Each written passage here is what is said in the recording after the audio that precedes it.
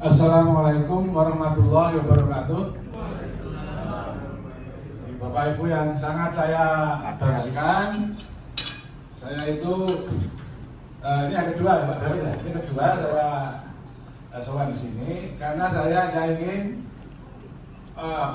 mengajak pada Bapak Ibu untuk sedikit dalam petik gitu ya. Kalau tidak tahu lah dasar-dasar fisikanya gitu ya.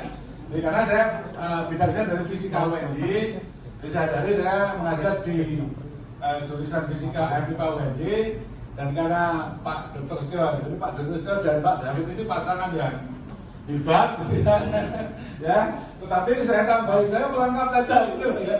Jadi saya melengkapi terkait dengan apa itu fisikanya gitu ya. Sehingga kemudian nanti pemahaman kita terkait fisika itu didukung oleh riset dan pemahaman dari teknisnya Pak David dan kedokterannya Pak Setio gitu ya. Sehingga saya mencoba untuk hadir bersama Bapak Ibu ya. Jadi untuk yang kedua ini saya coba untuk mengajak Bapak Ibu semua untuk berpikir mengenai Genio One Small Smart Device. Ini saya sebut SSD ya. Hasil riset panjang ya. Hasil riset panjang para ahli tingkat dunia ya. Jadi saya pahami dari sisi saya seorang fisika, di mana fisika itu masih bicara pada tataran teori dan eksperimen di laboratorium. Ya. Tapi kemudian ketika diaplikasikan, maka dunia nyata, ya, dunia nyata, gitu ya. Dunia nyatanya itu gimana kan, gitu kan? Itu banyak sekali, sangat luas Bapak Ibu ya. Jadi fisika itu disebut ilmu alam. Ilmu alam itu ya semua alam gitu ya. Nah, salah satu di antara sekian banyak itu, ini yang sekarang akan kita coba yang disebut dengan Genio dengan dasar prinsip bioresonansi. Ya. Ini memang maaf ya, ini bukan bidang saya ya. Karena bidang saya atau tersebut sebagai profesor, guru besar saya itu bidang fisika material ya. Tapi lebih khusus kepada material yang dikaitkan dengan sinar matahari. Yaitu bagaimana mengubah energi matahari itu langsung menjadi energi listrik. Tapi konsep dasarnya Pak Dokter hampir sama, gitu. Karena di sana ada resonansi. Ya, resonansi itu adalah samanya frekuensi yang kemudian akan terjadi sesuatu yang hebat di dalam konsep alam itu sendiri. Ya, maka saya beri temanya untuk saya di sini adalah hasil riset panjang para ahli tingkat dunia, karena memang persoalannya itu menjadi sangat spesifik, ya, yang itu menjadi hal yang istimewa dan itu hadir di tengah-tengah kita, yang saya pakai 3 macam ini ya. Satu, dua, dan 3 ya. Saya punya 3 ini ya. Tiap hari saya pakai 3 ini ya. Karena supaya apa? Supaya ini saya datang di kampus ketika banyak orang tidak berani ke kampus.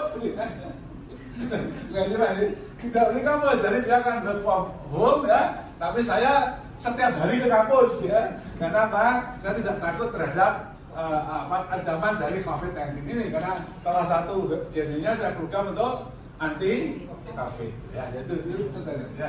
Next. Nah, saya ingin menyampaikan Bapak Ibu, orang-orang hebat masa lalu ya, para ahli fisika internasional yang itu mendasari terhadap fisikana Genio ya. Jadi ini konsep pikir yang dibangun oleh para ahli fisika yang itu mendasari bagaimana para penemu bioresonansi itu merancang alat kita ini. Yang pertama adalah De Broglie ya. De Broglie itu hidup antara 1892 sampai 1987. Yang paling terkenal dia itu adalah dia menyatakan bahwa materi, misalnya ya kita sendiri, lalu sepeda motor kita, pokoknya semua materi itu akan bersifat sebagai gelombang ya. Nah, setiap materi itu bersifat sebagai gelombang ya. Lah gelombang itu apa? Gelombang itu rambatan energi yang di sana ada 3 besaran ya. Itu yang disebut dengan frekuensi ya, lalu panjang gelombang, lalu kecepatan rambatnya. Jadi ada frekuensi itu banyaknya begini gitu, frekuensi, kecepatan itu lajunya begini, lalu gelombang itu naik terus ya, ini ya, ada puncak, ada lembah, ada puncak lagi. Jadi dia akan seperti kalau panjangnya mudah-mudahan tidak terjadi ya, bisa gempa ya. Gempa itu kadang kan ada getaran di mana dia bergerak ya. Jadi ini tokoh pertama De Broglie itu menyatakan bahwa setiap partikel itu bersifat sebagai gelombang. Next. Lalu Max Planck itu hidup pada tahun 38 sampai 47 itu berbalik ya, sebaliknya. Kalau tadi partikel bersifat sebagai gelombang, sekarang gelombang itu ada bersifat sebagai partikel ya. Jadi gelombang bersifat sebagai partikel. Khusus untuk gelombang elektromagnetik, ya misalnya cahaya, nanti saya sebutkan di belakang, partikelnya itu namanya foton, ya. Partikel gelombang elektromagnetik itu namanya foton. Energinya itu H kali F, ya. H kali F, ya itu energi, itu rumus fisikanya, nggak betul-betul, namanya ada frekuensi di situ. Ya. Next. Maxwell itu kemudian mengumpulkan berbagai peristiwa fisika yang ada temuan-temuan tadi, maka dihasilkanlah apa yang kita sebut dengan persamaan Maxwell ya. Nanti kita coba petani satu persatu secara singkat. Next. Lalu Einstein itu saya kira semua orang, bahkan bukan orang fisika pun kenal ya dengan Einstein ini ya. Bukan orang fisika pun mesti kenal, karena Einstein itu adalah bapaknya fisika modern ya, yang begitu pikirannya itu luar biasa sehingga menggemparkan dunia karena ada hukum kekalahan massa dan energi. Dan itulah kemudian Jepang kalah dari sekutu pada Perang Dunia yang kedua. Ya, ini karena temuan Einstein di mana ada kesetaraan antara massa dan energi. Jadi fisika itu kalau mau dia manfaatkan untuk kehancuran alam semesta cepat sekali, ya. Kalau kita mau menghancurkan alam dari fisika itu sendiri, maka orang mengatakan kalau Perang Dunia Kedua Jepang dibom atom dengan hukum Einstein ini, maka efeknya begitu luas. Kalau terjadi Perang Dunia Ketiga, ya, andai kata kita juga tidak ya, andai kata terjadi Perang Dunia Ketiga, maka dunia itu hampir hancur hanya dalam beberapa detik. Karena bomnya bukan bom atom, ya, namanya bom hidrogen, ya. Itu menjadi cepat sekali. Ini kalau Perang Dunia Ketiga. Kalau terjadi Perang Dunia Keempat, ya, maka orang takut semua. Maka akan kembali lagi orang akan berperang dengan batu dan kayu, ya. Karena saking takutnya pada Perang Dunia Ketiga. Nah ini Einstein mengawali pada saat penemuan dari hukum kesetaraan massa dan energi. Schrödinger itu mencoba menerapkan penemuan Einstein, menerapkan temuan Maxwell tadi, lalu kemudian ini suatu persamaan. Ya, next. Ini ada Schrödinger, ini persamaannya, ya. Jadi Bapak Ibu, ini yang penting ya, tapi yang penting cukup tahu saja ya. Jadi ada persamaan pertama, persamaan kedua, persamaan ketiga, persamaan keempat. Ini disebut dengan persamaan Maxwell. Ya. Nah, untuk persamaan yang ketiga, yang ini, persamaan tiga ini, inilah yang fenomena menarik sampai kapanpun karena disebut dengan hukum Faraday, yaitu terjadinya listrik dengan berbagai gerakan alam ini. Ya. Misalnya air terjun, ya, menggerakkan generator, ya, menghasilkan arus listrik. Itu adalah persamaan yang ketiga. Angin, ya, seperti Belanda, angin bergerak, menggerakkan generator, hasilnya arus listrik. Ya, ini adalah hukum Faraday. Nah, kalau saya tadi tidak pakai Faraday karena itu konsep absorpsi tadi. Ya, next. Nah ini persamaannya ya. Persamaan 4 itu digabung jadi ini, tidak penting ya. Next.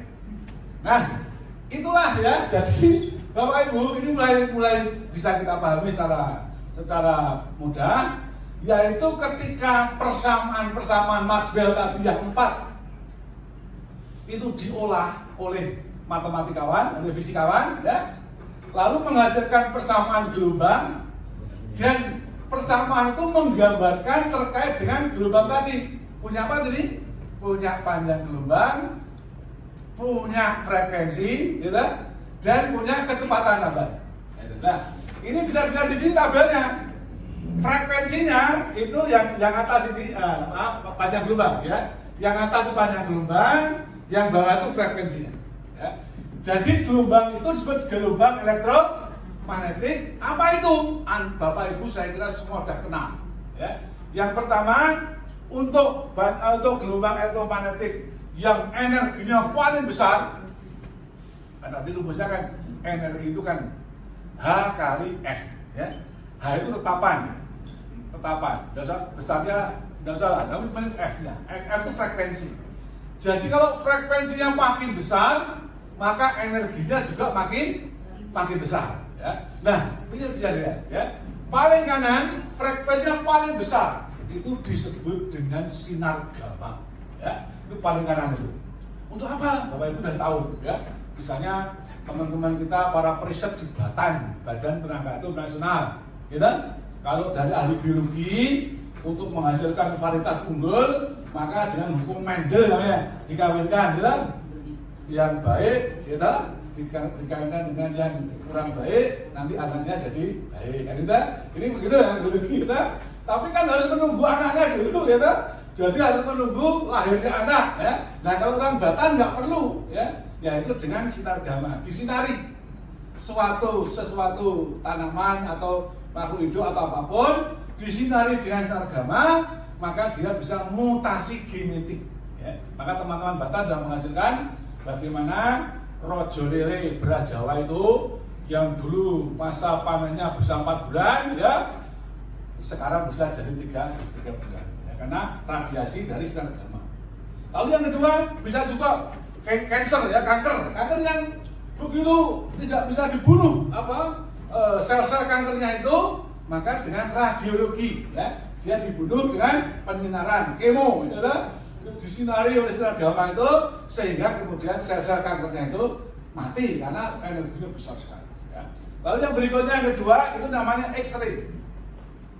X-ray itu orang menyebut sinar Ronsen, gitu. Ini energinya lebih kecil lagi, ya, lebih lagi. Itu sinar Ronsen. Untuk apa? Kalau misalnya ada orang patah, gitu, tangannya patah, itu kan nggak bisa disenterin, itu patah, gitu, kan nggak bisa, gitu. Lalu dipakai sinar Ronsen difoto, sehingga kemudian kelihatan tulang mana yang mengalami patah itu. Itu sinar Ronsen, sinar X. Jadi dia termasuk gelombang elektromagnetik, tidak kelihatan tapi ada, kan gitu. Jadi yang tidak kelihatan ada itu belum tentu demit, gitu. Ada, matanya ada itu, ya. Jadi jangan sampai dengan Jeno itu tidak kelihatan, ya, apanya itu demit termasuk dalam itu denda, bukan, ya. Ini ada sinar X. Berikutnya UV, ya, ultraviolet. Ultraviolet itu, Bapak Ibu, sebenarnya dari sinar matahari itu memancarkan salah satunya itu ultraviolet ini, ya. Tapi di atas sana itu ada lapisan ozon yang mengabsorb sehingga UV itu tidak sampai di bumi. Tapi ada sedikit, ya. Gitu. Saya makanya bingung kalau tidak jago itu pakai UVA, gitu, supaya wajahnya tidak terkena UV, ya, masih ada. Tapi intensnya sedikit. Nanti saya tunjukkan ada gambarnya juga, ya. Lalu inframerah, ya, inframerah itu biasanya ya terkait dengan suhu, ya. Biasanya ada peralatan di industri terapi, ya, yang menggunakan prinsip inframerah. Jadi ini dipancarkan inframerah itu terus memanasi tubuh. Nah, kalau tubuhnya panas kan ototnya menjadi renggang sehingga kemudian peredaran darahnya menjadi normal. Tapi hanya satu macam frekuensi itu inframerah, ya. Misalnya apa, germanium, gitu, itu inframerah, itu termasuk kelompok inframerah. Kemudian microwave kita kenal, ya, untuk masak kita, ya. Gelombang itu juga menimbulkan panas, tapi panasnya sangat tinggi sehingga kita terapi tidak pakai gosong semua, gitu. Nah, kita jadi radio, ya. Jadi gelombang radio yang kita pakai yang tidak kelihatan, tapi kemudian ini yang termasuk di dalam pengembangan genome kita ini. Ya. Jadi tidak kelihatan, tapi faktanya ada. Ya. Lalu next, Bapak Ibu, saya ingin mengambil supaya kita lebih cetok, lebih bisa membayangkan faktanya. Inilah matahari. Ya. Sinar matahari kita itu, ya. Sinar matahari kita ini gambarannya ini. Ya. Dari sini, ini panjang gelombangnya 250 nanometer. Itu kelompok UV. Ya, tadi ada UV ada, tapi kecil, masih kecil, ya kecil, pendek sempit. Lalu kemudian ke atas ini dari sampai sini. Jadi UV itu batasnya sampai sini. Setelah itu lalu visible, itu sinar tampak. Ya, matahari kita memancarkan sinar tampak yang range-nya hanya antara 250-300 nano sampai kira-kira 750 atau 800 nano. Sempit sekali. Jadi antara 300 nano sampai 800 nano itu sinar tampak. Itulah yang kemudian kita bisa melihat. Gitu? Itu bisa melihat. Jadi matahari memancarkan sinar tampak sehingga mata kita itu bisa melihat realita yang ada. Itulah kebahagiaan kita. Ya, maka jagalah sebaik-baiknya dengan mata kita itu ya. Jadi ada matahari, kita punya mata, kita bisa melihat gantengnya Pak David, cantiknya Bapak Ibu semua gitu lah. Karena apa? Jasa cahaya ini yang panjang gelombang antara 300 sampai 800 nanometer. Di atas itu namanya inframerah. Ya, inframerah, maka teknologinya itu untuk tadi panas. Maka di Amerika sudah dikembangkan satu untuk yang tadi seperti saya, yaitu fotovoltaik, ya. Yang kedua dari teknologi inframerah, ya, menghasilkan jumlah cadangannya itu ini, ya.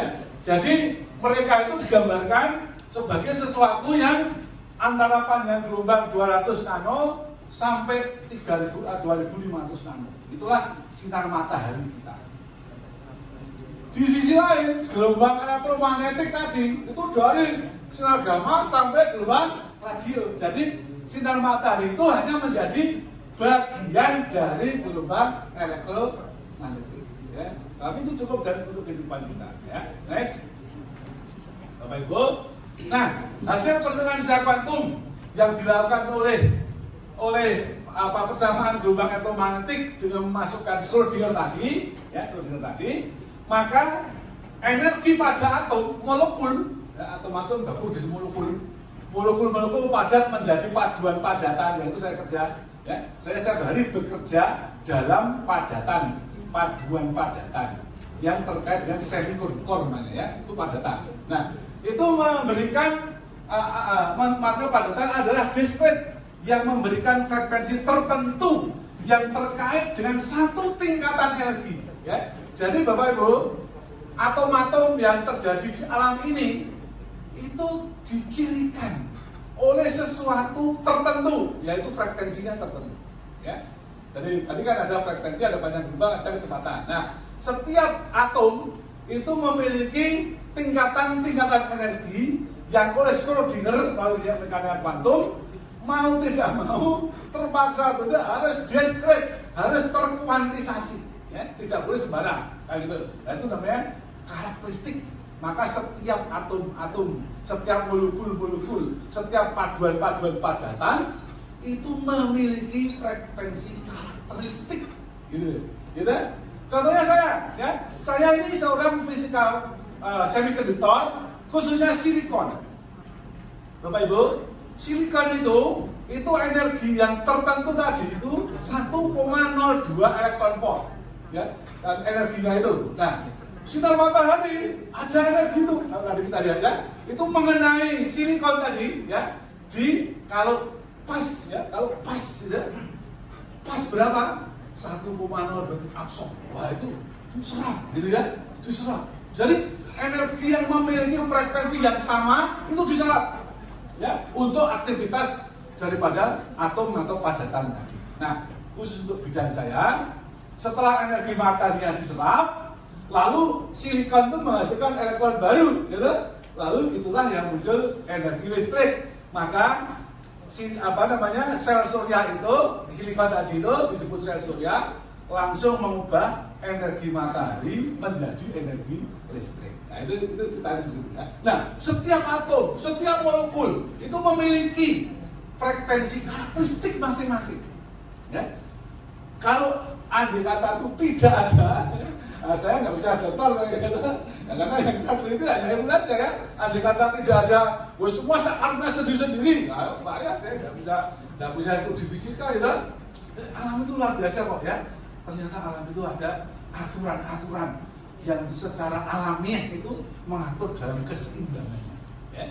Contoh Bapak Ibu ya, ini penting ya. Dulu tahun 2010, pastikan ya. Merapi ada pedes gede gitu.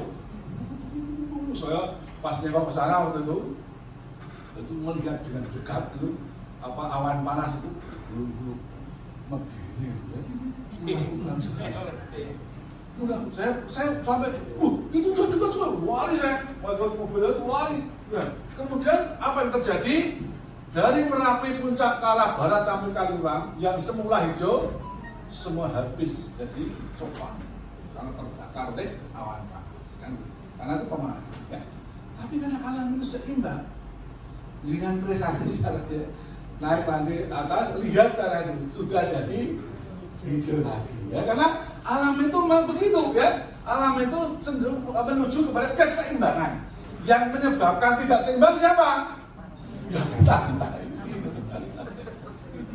Ya, seperti kita awalnya kecil tumbuh besar sehat, gitu.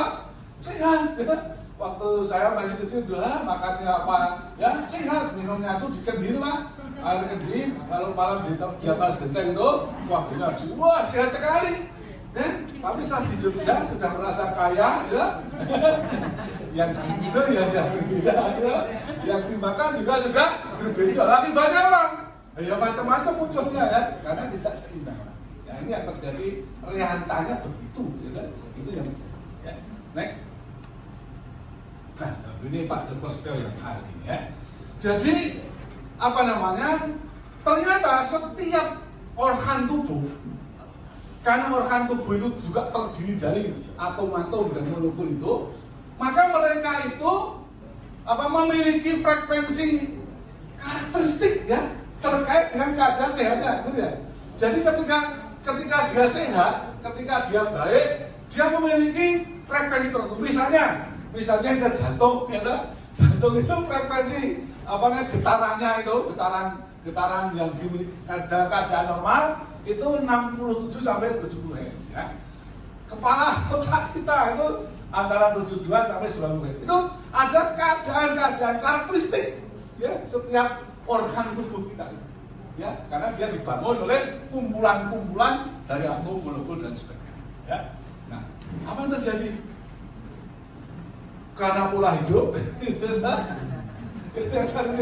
ya Pak Dokter ya, karena pola hidup itu ya, lalu frekuensi karakteristiknya itu berubah, ya, frekuensinya itu tidak lalu menjadi normal, ya, tidak dalam keadaan normal. Ya kemudian kalau dia sudah Pak Dokter yang paling tahu itu ya, saya dari fisikanya ya, kalau dia berubah, ya kemudian sistem itu kan berubah.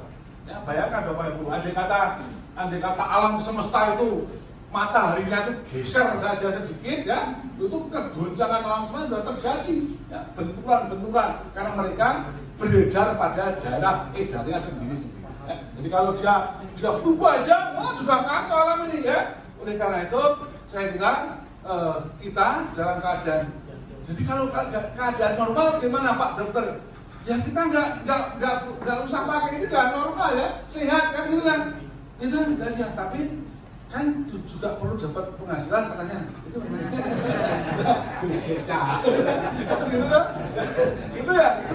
Jadi rasanya juga datang itu perlu juga ya, bagi kami ya. Dia perlu juga untuk supaya berinteraksi ya, lalu saling kenal. Oh punya sana ya. Maka itu kemudian ternyata tambahan penghasilan ya. Seperti istri saya itu contohnya ya. Ternyata dia juga dapat tambahan apa ya. Nah ini luar biasa, istri saya itu benar itu. Tapi ternyata penghasilan dia pada 3 bulan pertama ini setiap bulan itu sama dengan gaji profesor. Ini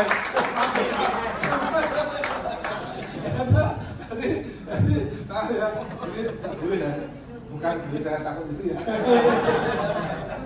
Ya, jadi ini ada kondisi yang begitu ya. Jadi artinya ketemu seperti ini juga penting ya Pak David ya. Jadi artinya bagi yang sehat ya nanti bisa beri informasi kepada tetangganya ya atau temannya ya, yang kemudian temannya itu karena sakit lalu kemudian mendapatkan informasi mengenai alat kita ini yang hasil riset tingkat dunia dan itu hadir di tengah-tengah kita ini. Ya, itulah Genio One kita. Ya. Next. Jadi ini dasarnya adalah Bapak Ibu, ini saya kira simpel, tapi ternyata teknologinya ya luar biasa kedalamannya. Yaitu itu namanya resonansi. Ya. Resonansi itu apa? Resonansi itu adalah suatu peristiwa di mana bergetarnya suatu benda karena benda lain yang bergetar. Ya. Jadi contohnya ini ada dua garpu utara. Garpu utara yang kanan, yang kedua tidak diapa-apakan, ya tak?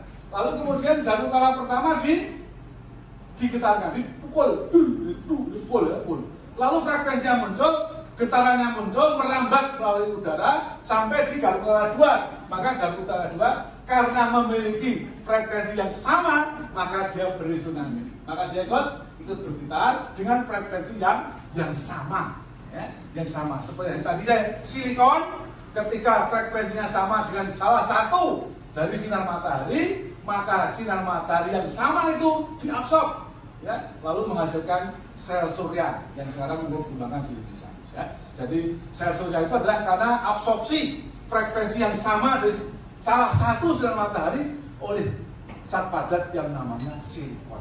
Ya. Jadi visinya sama, semua sama. Jadi karena itu waktu saya ketemu dengan Pak Dokter dan Pak David di sini, itu saya cerita, ya. Jadi seperti suami istri, ya.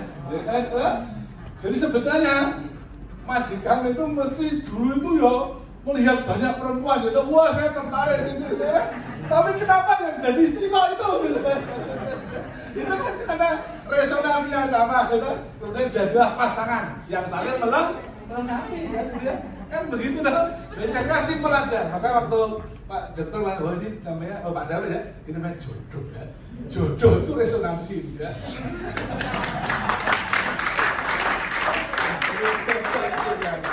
Jadi lagi kita prinsipnya seperti itu. Ya, next. Lalu ketika kemudian ada peristiwa, dari sekali lagi, satu sisi riset menghasilkan bahwa setiap organ tubuh sehat, gitu, memiliki frekuensi tertentu, itu satu titik, satu posisi, ya, riset ini ya, dari setiap ternyata Pak Dokter ya setiap satu frekuensi itu risetnya panjang. Dan di satu artikel kan ya, di setiap tadi otak tadi sekian itu riset dan itu 1 juta ya. Jadi ada sekian ribu jurnal yang terkait dengan hasil-hasil terkait dengan risetnya mengenai organ-organ tertentu dan itulah termasuk dalam biologi ya, ilmu biologi yang dikembangkan, kedokteran dan sebagainya. Ya. Nah, oleh karena itu ini satu sisi. Sisi lainnya, kalau saya sudah tahu bahwa jantung itu normalnya segitu, gitu. Di sisi ini kan mendapatkan sistem peralatan yang menghasilkan frekuensi sama dengan jantung dalam keadaan sehat, kan gitu. Sehingga kemudian urusannya kan yang sakit-sakit, gitu. Karena sehat juga tidak baik apa-apa ya. Yang sakit itu kan diberi respon, yang namanya respon, sehingga kemudian dia bisa kembali kepada frekuensi karakteristik normalnya.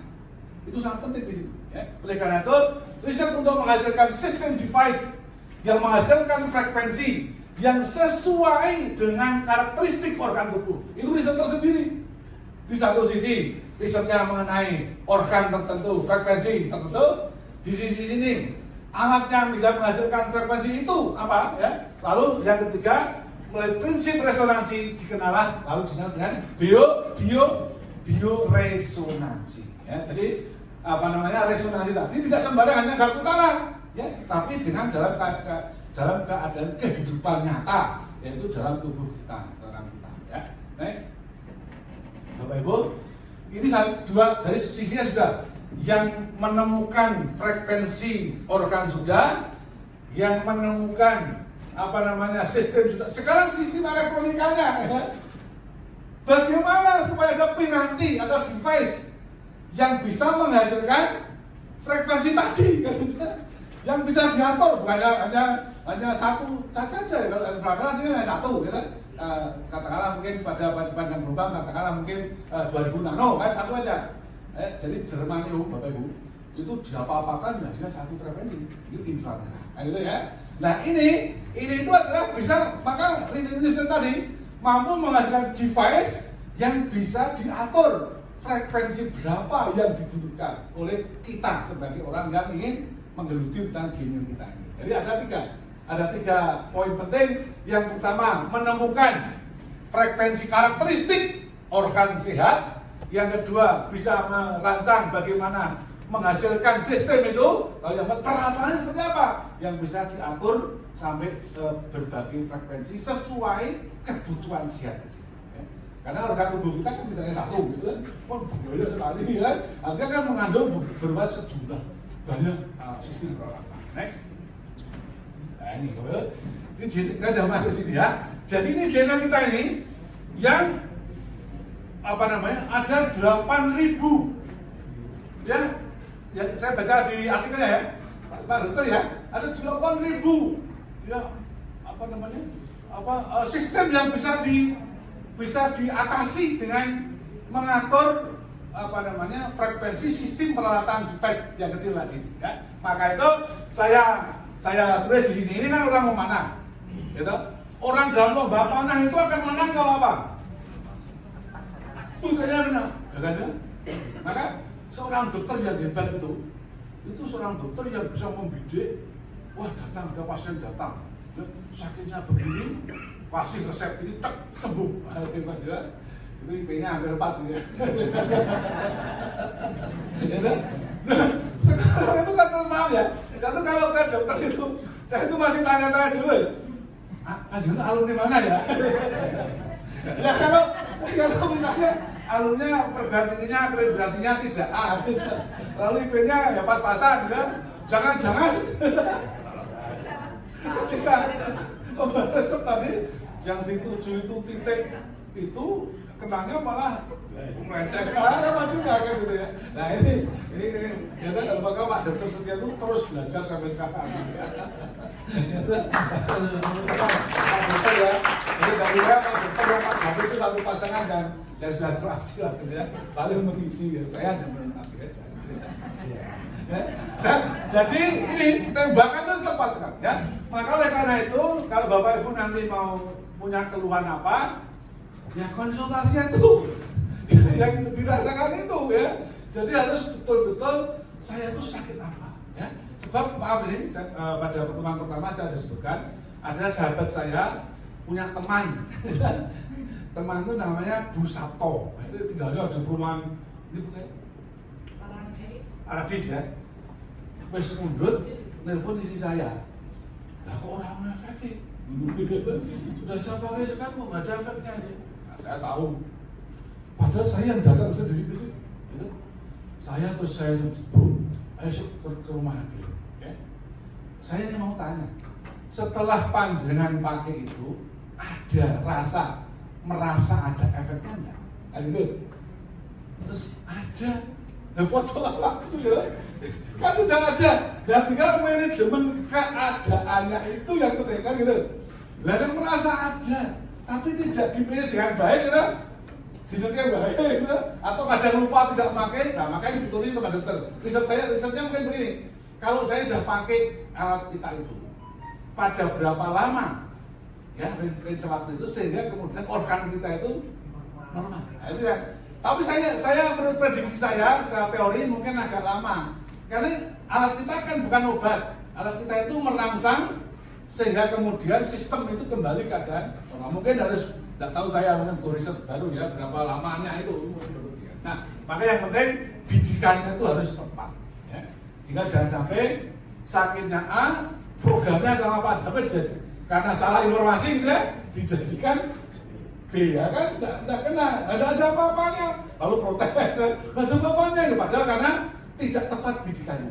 Oleh karena itu ini penting sekali, saya kira bagaimana agar tepat itu, sebab kalau tepat itu, maka insya Allah ya. Karena Einstein tadi mengatakan bahwa obat ke depan adalah frekuensi kita ini, ya. Maka dari frekuensi insya Allah apa istilahnya itu tidak ada penyakit yang tidak ada obatnya. Jadi setiap punya ada frekuensi tertentu alamiahnya, maka ketika dibidik tepat, maka semua persoalan-persoalan penyakit kita, karena organ-organ kita digetarkan, diresonansikan keadaan organ normal, maka dia akan kembali ke normal. Lalu Pak Ali ditanya pada saya, Pak Rizwan, kalau ini tidak saya pakai sehari boleh nggak? Nah, saya belum gitu Pak, tapi menurut teori umum fisika itu ada namanya peluruhan, ya. Jadi sesuatu itu nak hilang, itu kalau orang ujuk-ujuk hilang gitu ya. Jadi dia masih ada landainya gitu ya. Gitu. Ada eksponensialnya gitu. Jadi dia akan turun lagi akan kembali ke tidak ada. Ya, saya tidak tahu, tentu butuh riset berapa konstanta itu atau berapa lama sedemikian dia kemudian keadaan organ itu naik normal, lalu akhirnya stabil normal seterusnya, gitu. Maka itu jadinya sehat untuk seterusnya, kan itu ya. Nah itu yang kita cari, ya. Itu mungkin ya itu nanti butuh informasi Pak Darul atau Pak Dokter, tapi yang kita penting itu nanti kita terus kembangkan. Ya, barangkali bisa instruksi untuk usia kemana untuk mungkin teorinya seperti apa. Ya. Tapi yang jelas setiap peristiwa fisika itu selalu kalau mau hilang itu bukan ujuk-ujuk hilang, tapi masih ada landai eksponensial turun. Nanti kalau tidak diurus lama-lama kan kembali ke keadaan semula. Ya. Maka itu harus tepat sekali. Kalau itu yang kita lakukan, maka saya bayangkan mengarah Eiffel menunggu kita sehat. Jadi karena kesehatan kita bisa berbahagia, kita bisa senang, ya. Senang itu katanya sudah nilai positif untuk kesehatan kita, dan mungkin juga dengan bisnisnya mungkin tambah penghasilan, gitu. Sehingga suatu ketika mungkin dikomandani Pak Dokter, gitu, kita bersama-sama menuju menara Eiffel.